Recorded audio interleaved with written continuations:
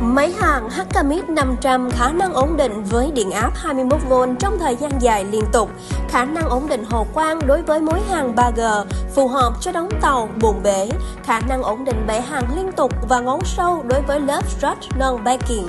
Thợ hàng lớp strut phía bên trong, sau trước tàu backing rồi ra phía trước hàng các lớp còn lại. Có thể dùng hàng khoe sẽ gây tăng chi phí gia công, nên việc hàng strut không backing là giải pháp tốt, đòi hỏi tay nghề thợ hàng cao và máy thật sự ổn định tốt.